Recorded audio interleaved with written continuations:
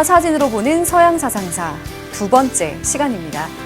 이번 강부터 좀 더 본격적인 서양 철학으로의 탐색이 시작될 텐데요. 앞에서 논의했던 1강의 내용이 이 서양 사상의 기초를 이루게 된다는 점, 그리고 1강부터 10강까지의 내용들이 묘하게 서로 연결된다는 점을 앞으로 아시게 될 겁니다. 그 연결점이라는 건 이래요. 앞강에서 다룬 사상 혹은 사상가의 생각이 다음 강 또 다른 사상가에 의해서 변화되고 발전되어 갑니다. 그 두 강 사이에 또는 한 강에서 다루는 서로 다른 사상가 사이에 공통점과 차이점을 보이면서 무한히 변화되고 발전되어 갑니다. 마치 정반합의 원리를 찾아보듯 이 서양 사상사의 흐름 재미있게 흘러가 보기 바랍니다. 자, 우리 앞강에서 이 서양 사상사의 흐름을 찾아가기 위한 첫 번째 논의를 했었는데요. 바로 그 부분의 핵심을 짚어보면 이런 내용들이었어요. 서양 사상의 근원을 알아보기 위해서 고대 그리스로 갔습니다. 그곳에서 시작된 그들의 생각은 신화적인 세계관에서 자연 철학으로, 그것이 다시 인간 혹은 인간의 삶으로 주제가 바뀌게 되었다는 점을 요약적으로 얘기할 수 있을 겁니다. 그렇게 오랜 시간 동안 변화하게 된 사람들의 생각에는 그것을 조금 더 힘을 주었던 역사적인 동력이 있었는데요. 지난 시간에 이야기했었던 그 역사적 동력은 페르시아 전쟁이었습니다. 그 페르시아 전쟁에서 승리한 그리스 연합국, 그 중에서도 아테네가 정점에 있었죠. 이 아테네는 혹시 있을지도 모를 전쟁에 대비해서 주변의 그리스 지중해 국가들과 함께 동맹을 결성하게 됩니다. 그리고 나서 평화의 시간을 유지하면서 정치적으로, 사회적으로 끊임없이 발전을 거듭하게 되는데요. 사실 이 평화의 시기는 채 20년이 되지 않습니다.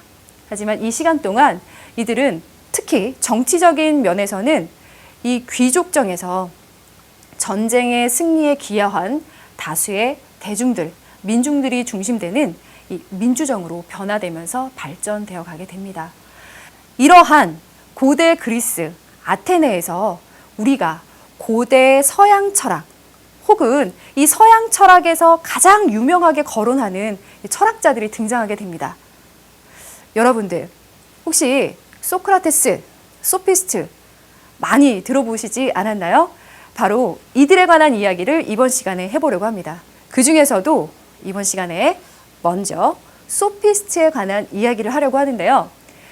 그렇게 유명한 소피스트, 우리가 지난 시간에 보았었던 아테네 학당에도 나타나 있지 않을까요? 지금 아테네 학당으로 가보겠습니다. 지난 시간에 보았던 아테네 학당인데요. 이 중에 소피스트의 한 학자가 그려져 있습니다. 저쪽 뒤편에서 이런 포즈를 하고 있는 사람인데요. 눈에 띄세요? 누군지 아시겠어요? 잘 보이지 않죠? 제가 한번 찾아보겠습니다. 바로 이 사람입니다. 이 사람이 소피스트들 중에서도 대표적인 학자라고 꼽히는 고르기아스라는 사람입니다. 이 사람이 한 말은요. 진리는 알 수 없다. 알 수 있다고 해도 전할 수 없다. 전할 수 있다고 해도 이해할 수 없다. 라는 말을 남긴 사람입니다. 대체 알듯 말듯한 이 말은 대체 무슨 뜻일까요? 이 말의 뜻은요. 요약해 보면 진리 혹은 진리에 대한 인간의 인식 능력에 관한 회의적인 관점을 나타내는 말입니다. 이 소피스트들 중에서 이런 회의적인 관점을 가지고 있는 사람들이 있었는데요. 저는 사실 이런 고르기아스, 소피스트에 관해서 공부하면서요. 이 아테네 학당에서 이 고르기아스라는 소피스트 학자는 왜 이렇게 존재감이 약하게, 작게 그려진 걸까라는 원초적인 의문이 들기도 했습니다. 여러분들은 어떠세요? 지금부터 저와 함께 그런 의문들을 함께 풀어가 보시지 않을래요? 자, 지금부터 소피스트의 다른 학자들의 이야기에 대해서 한번 알아보도록 하겠습니다. 소피스트 하면 여러분들 어떤 말이 떠오르세요? 전 소피스트라는 말을 검색해 봤더니 연관 검색어에 궤변론자라는 말이 뜨더라고요. 궤변론? 궤변론자? 이 뜻조차 어려운 이 말은 대체 무슨 뜻일까요? 이 궤변이라는 말은요. 상대방을 이론적으로 이기기 위해서 상대방의 정신을 혼란스럽게 하거나 감정을 격앙시켜서 거짓을 참인 것처럼 이야기하는 그 논변을 이야기합니다. 그래서 궤변론자라고 했을 때는 이러한 이상한 논리를 즐기는 사람들을 칭하는 그런 부정적인 의미로 우리에게 많이 쓰이죠. 그렇다면 여러분들, 이 소피스트가 과연 이런 부정적인 의미의 궤변론자이기만 한 걸까요? 자, 소피스트에 관한 다른 사상가 한번 보도록 하겠습니다. 앞서서 설명한 바 있었던 페르시아 전쟁 이후의 그리스 아테네. 이 그리스 아테네는 정치 사회적으로 많은 변화와 발전을 겪었다고 했죠. 그러면서 이들은 먹고 사는 것 이외의 분야에 대해서 관심을 갖게 됩니다. 특히 정치적인 면에서 민주정이 발전하면서 많은 사람들 앞에서 자신의 의견을 주장하고 설득시킬 수 있는 능력을 요구하게 됩니다. 바로 이러한 능력을 가르친 사람들이 소피스트들입니다. 이들은 훌륭한 식견과 많은 경험으로 아테네의 젊은이들에게 이런 웅변술, 정치, 사회, 문화면에 방대한 지식을 가르친 사람들입니다. 그래서 이 소피스트들은 지혜로운 사람 혹은 지혜를 잘 짜내게 해주는 사람이라는 의미로 쓰였다고 합니다. 그렇게 보면 이 소피스트라는 사람들은 고대 그리스 아테네에서 지식을 제공하는 사람들이었고 아테네 시민들은 그 지식의 수요자였던 셈이었던 것 같습니다. 이런 소피스트들 중에서 여러분들 인간은 만물의 척도라는 말 한 번쯤은 들어본 적 있지 않으세요? 바로 프로타고라스라는 사람의 말입니다. 이 인간은 만물의 척도라는 말의 뜻은요, 이 만물에 대한 판단 기준은 개개인들 인간에게 있다. 그리고 이러한 인간들의 경험에 따라서 그 판단은 모두 달라질 수 있다. 그렇게 서로 다른 판단과 의견들 사이에 어떤 것이 옳다 혹은 어떤 것이 그르다라고 하는 객관적이고 결정적인 절대적인 기준이라고 하는 것은 없다라는 뜻을 가진 말입니다. 이런 것들을 집약해서 우리는 상대주의라고도 말할 수 있을 텐데요. 이 외에도 소피스트 학자들 중에 이런 사람이 있습니다. 앞에서 이야기했던 고르기아스, 정의에 관해서 이렇게 얘기했네요. 똑같은 정의일지라도 어떤 사람에게는 유리하고 어떤 사람에게는 불리하다. 또 한 사람의 소피스트 볼까요? 이 사람은 정의는 더 강한 자의 이익 이외에 아무것도 아니다. 이런 말을 남겼네요. 바로 이런 점들에서 소피스트들에 대한 부정적인 평가가 내려지는 것이 아닌가라는 생각이 드는데요.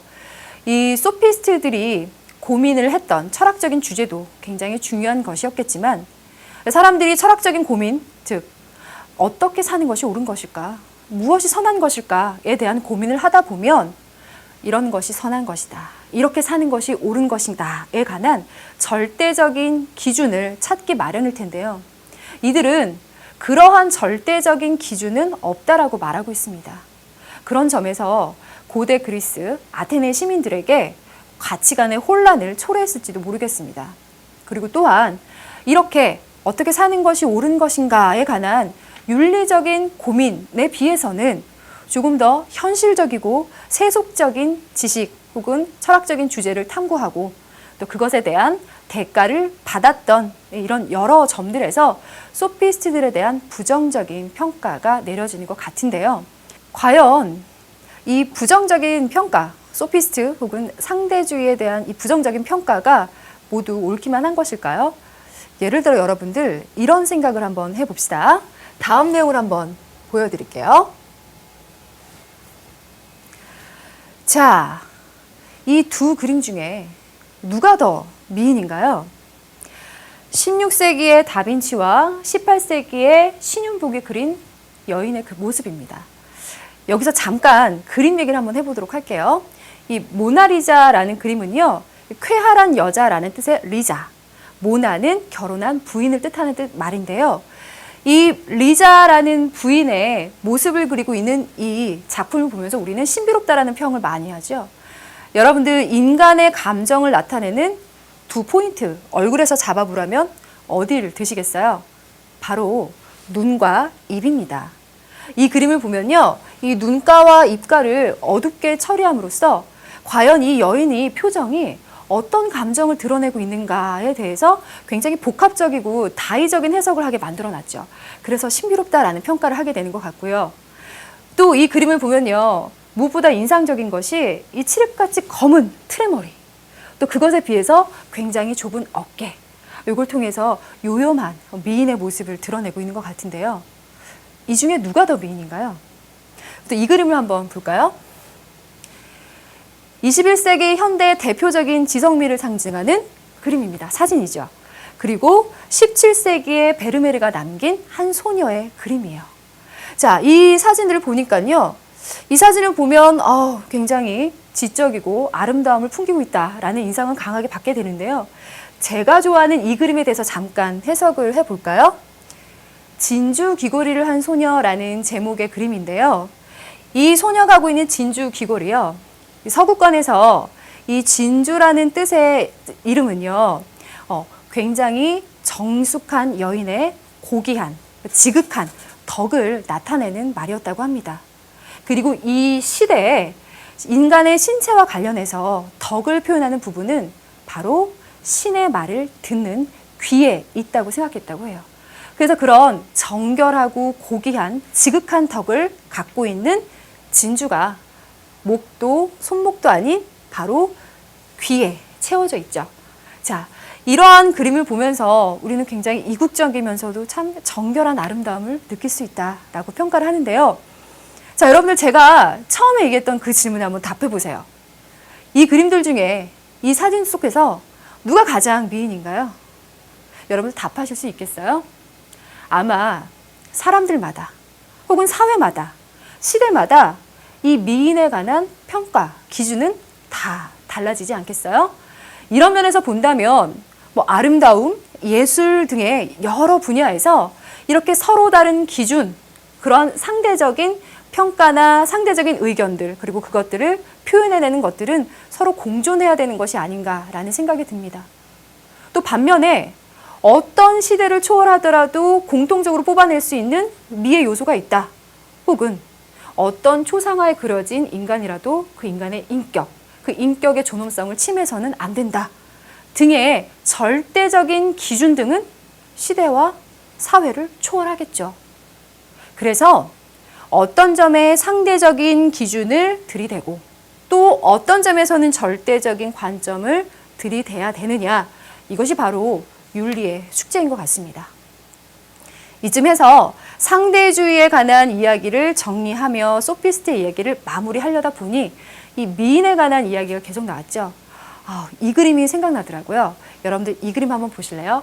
배심원 앞에 프리네라는 그림입니다. 배심원 앞에 프리네를 그린 그림인데요. 배심원들은 눈을 가리고 있는 게 아니라 열심히 보고 있죠. 그만큼 이 프리네라는 여인은 미의 화신으로 평가받는 여인이라고 하는데요. 고대 그리스에는 이 아름다운 육체에는 신의 의지가 깃든다는 믿음이 있었대요. 그래서 이 아름다운 여인은 이 많은 그림에서도 그려질 만큼 굉장히 유명한 사람이기도 한데요. 이 아름다운 여인이, 이 대단한 여인이 불경죄로 기소당해서 법정에 서게 됩니다. 이 법정에 서서 자신을 변호해야 되는데요. 그 변호를 받은 사람이 당대의 최대의 웅변가 히페레데스라는 사람입니다. 이 히페레데스라는 사람이 그녀를 변호를 하는데 상황이 점점 불리하게 가게 되자 그녀의 옷을 벗겨버려서 그녀의 완벽한 아름다움을 배심원들 앞에서 보여주고 있어요. 그러면서 이렇게 완벽한 아름다움은 바로 신의 뜻이다 라고 외쳤다고 해요. 그래서 배심원들은 이 말에 수긍하고 그녀에게 무죄를 선고했다고 합니다. 자, 여기에서 이 아름다운 여인 말고 이러한 논의가 오갔던 법정으로 한번 중심으로 옮겨봅시다. 이런 법정에서 훌륭한 웅변으로 무죄를 선고받은 프리네라는 유명한 여인이 있는 반면 이 법정에서 자신의 무죄를 끝까지 주장했지만 결국은 유죄를 선고받고 죽은 한 인물이 있습니다.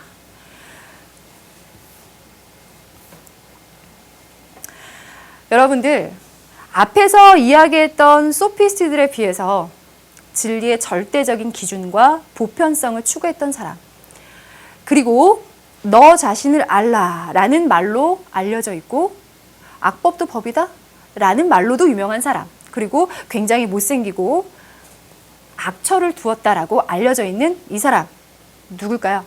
바로 소크라테스입니다. 이 소크라테스에 관해서 이야기해 보려고 하는데요.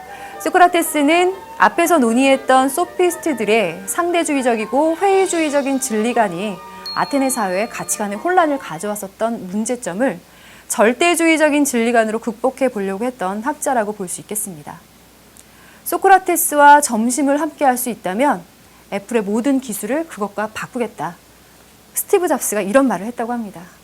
자, 이렇게 현대까지도 많은 사람들에게 거론되고 있는 소크라테스, 이 사람이 살았던 시대적인 상황은 어떤 것이었을까요? 바로 앞강에서 이야기했던 페르시아 전쟁 중에 이 사람은 태어났습니다. 그리고 이 사람이 살면서 또 하나의 전쟁이 일어납니다. 앞에서요, 아테네라는 나라가 다른 그리스 주변국들과 동맹을 이뤘다고 했죠. 바로 델로스 동맹입니다. 그런데 이 델로스 동맹의 결속력이 약화되자 아테네가 다른 주변국들을 압박하기 시작하고요. 이러한 요소들은 갈등을 낳게 되는데 결국은 스파르타가 중심이 되어서 결성한 동맹인 펠로폰네스 동맹과 전쟁을 일으키게 됩니다. 이 전쟁은요, 장장 27년 동안 계속되게 되고요. 소크라테스는 이 전쟁에 3번에 걸쳐 참여하게 됐다고 합니다. 그 전쟁이 바로 펠로폰네소스 전쟁입니다. 페르시아 전쟁에서는 서로 협력을 이루어서 페르시아에 저항했던 두 나라가 이제는 자신들의 이권을 두고 다투게 된 것이죠. 이 전쟁이 일어났을 때 페리클레스라는 굉장히 훌륭한 왕으로 평가받는 왕이 자신의 승리를 확신하고 계획을 세우는데요. 그 계획이라는 건 이래요. 스파르타가 침략해 오는 동안 아테네 성문을 굳게 닫고 엄격한 수비를 하는 겁니다. 그동안 자신들의 장점인 수군이 스파르타를 역공할 시간을 버는 거죠. 그런데 문제가 생깁니다. 바로 이 폐쇄적인 성벽 안에서 전염병이 도는 거예요. 각혈이 일어나고 구토가 일어나는 증상 등이 일주일 동안 지속되면서 결국 사람들이 죽게 되는데요. 이 고대에 일어난 굉장히 심각한 전염병 중에 하나로 꼽는 이 병 때문에 많은 사람들이 죽게 되고요. 결국은 페리클레스 왕도 이 병으로 죽게 됐다고 합니다. 그리고 결국은 아테네에 패망을 가져오게 되고요. 결론적으로 말하자면 소크라테스라는 사람은요, 이 아테네의 흥망의 시대를 함께 하면서 그 시대의 고민을 함께 고민하고 그에 대한 해답을 내놓은 사람이라고 볼 수 있겠습니다. 자, 이 소크라테스에 관한 이야기, 우리 아테네 학당 속에서 여러분들 추남이라고 알고 있는 소크라테스 한번 찾아볼까요? 이 중에 소크라테스는요, 바로 이 사람입니다. 한번 확대해서 볼까요?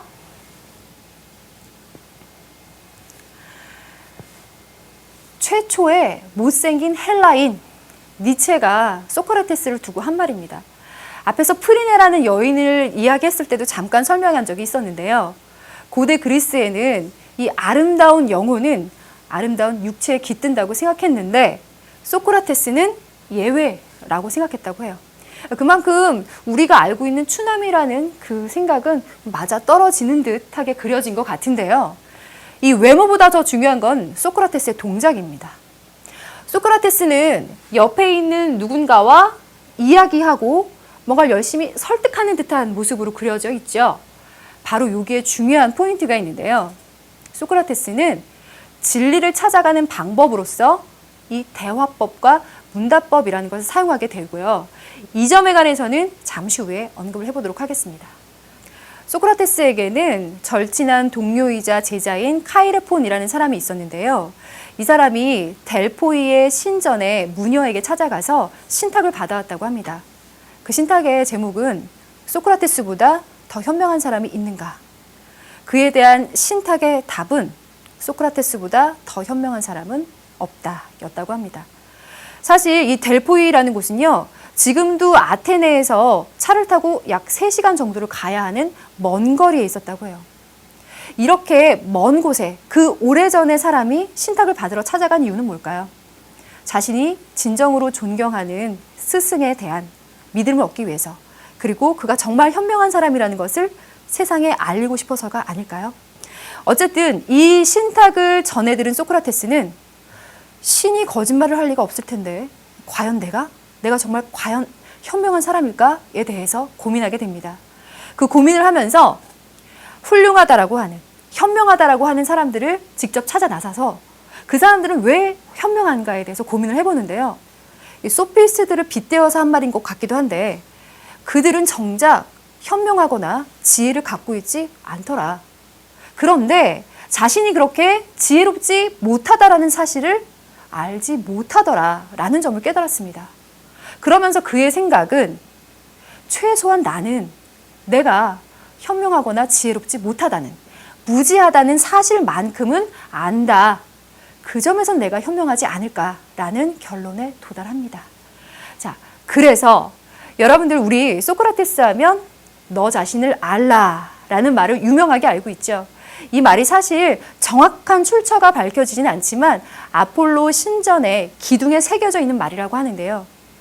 이 말을 통해서 자신의 무지를 자각하는 철학적인 반성이 그의 철학의 시작이 되지 않았을까라고 생각해 봅니다. 자, 그럼 이러한 소크라테스의 사상을 한번 집약해서 정리해 보면요. 여러분들, 덕 혹은 덕 있는 상태에 덕스럽다라고 하면 여러분들은 무엇이라고 정의하시겠어요? 바로 이 아랫대라는 말로 이 덕을 표현하는데요. 사실 앞강에서 제가 덕에 관해서 이야기한 적이 있습니다. 고대 그리스에서는 덕, 아랫대를 탁월함으로 정했는데요. 자신이 가진 기능을 잘 발휘해낼 수 있는 능력, 그러한 상태를 의미한다고 했죠. 소크라테스는 이 덕을 바로 알미라고 생각했습니다. 암, 지혜, 참된 지혜. 무엇인가를 잘 수행해낼 수 있는 방법을 아는 이 지혜가 바로 덕이다. 그래서 그것을 잘 수행해낼 수 있는 사람은 행복하다라고 소크라테스는 이야기했습니다.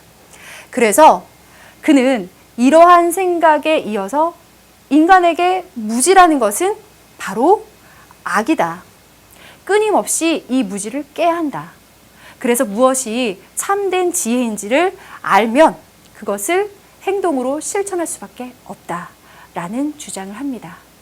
자, 이러한 사상들을 통해서 소크라테스는 끊임없이 인간의 무지를 깨고 참된 지혜를 찾아가기 위한 사색, 철학적인 고민 등을 끊임없이 주장했던 것 같습니다.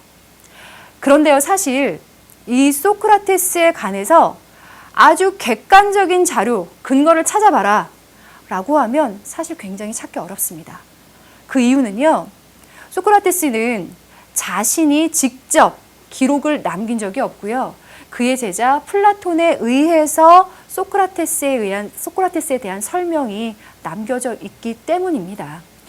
때문에 이 소크라테스에 대해서 우리가 앞에서 여러 가지 논의들을 했었는데요. 이 모든 것들이 100% 객관적인 사실인가? 라고 하면 우리에게는 그것을 정확히 알 수 없는 영원한 숙제로 남겨져 있다라고도 할 수 있는 거죠. 그런 점에서 본다면 우리 소크라테스, 그의 천하의 악처라고 알려져 있는 크산티페, 이 브로멘탈의 그림을 보면요. 무능한 소크라테스에게 물을 붓고 있는 모습으로, 정말 악처의 모습으로 그려져 있지만 사실 정말 이것이 객관적인 사실인지는 영원한 숙제인 거라는 거죠.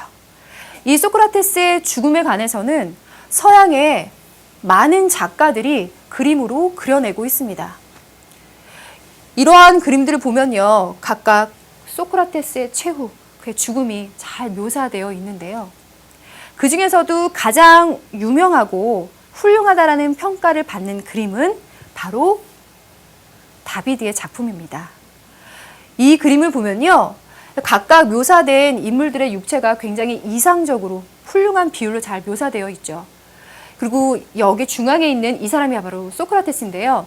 그의 포즈를 보면 다비드가 영국의 소설을 보고 영감을 받아서 나타낸 거라고 하는데요. 소크라테스가 위로 손가락을 치켜들고 있는 이 의미는 죽음으로도 나의 진리에 대한 이 의지는 막을 수 없다. 그런 결연한 의지를 보여주고 있다고 하고요. 또 그의 뒤를 잘 보면은요, 이 창가에서 나오는 그 햇볕이 아니라 어떤 후광처럼 이렇게 빛이 나오고 있어요. 그만큼 소크라테스를 굉장히 장엄하게 표현하고 있는 것 같습니다. 그리고 사실 이 소크라테스의 뒤편에 보면요, 계단 저쪽으로 빠져나가는 사람이 있는데요. 이 중에 소크라테스의 부인 크산티페가 묘사되어 있다고 해요. 자신 남편의 죽음을 끝까지 지켜보지 못하고 빠져나가는 그의 고통스러운 모습. 그러고 보면 크산티페가 악처라고만 하는 그 이야기가 사실은 아닌 것 같다라는 생각이 들기도 하죠. 어쨌든 소크라테스가 죽음을 선택하고 독배를 앞에 두고 있는데 그의 무릎을 쥐어잡고 누군가가 이야기하고 있습니다. 그의 친구인데요. 소크라테스는 그의 친구 크리톤에게 내가 빚진 닭 한 마리를 갚아달라 라는 말을 남기고 죽었다고 하죠. 근데 이 크리톤은요, 소크라테스가 탈출할 수 있는 출구를 다 마련해 놓고 마지막으로 그를 설득합니다. 죽지 말고 도망가, 탈옥해. 그런데 이 소크라테스는 끝까지 자신의 신념을 지키기 위해서 죽음을 선택하게 되는 것이죠. 자, 저는 이 2500년 전에 소크라테스를 공부하면서 이런 생각이 들었습니다. 정말 현명한 사람은 자신이 무지하고 지혜롭지 못하다는 것을 안다. 따라서 부와 명예보다는 이 지혜, 정신, 영혼의 수련을 위해서 노력해라. 그렇게 지혜로운 사람은 또한 정의롭게 행동해야 된다. 그런데 만약 이 사회가 혹은 누군가가 정의롭지 못하다면 등해가 되어서라도 쓴소리를 해줘야 된다. 여기서 말하는 등해라는 건요, 이 소 같은 동물의 등에 찰싹 달라붙어서 피를 빨아먹는 동물인데요. 이 소크라테스가 아테네 시민들에게 찰싹 달라붙어서 그가 진리를 찾아내기 위해서 끝까지 문답했던 그 모습. 그래서 결국 그가 무지를 자각했을 때 정신이 번쩍 드는 듯한 그 등해의 모습을 이렇게 스스로 자처한 것이죠.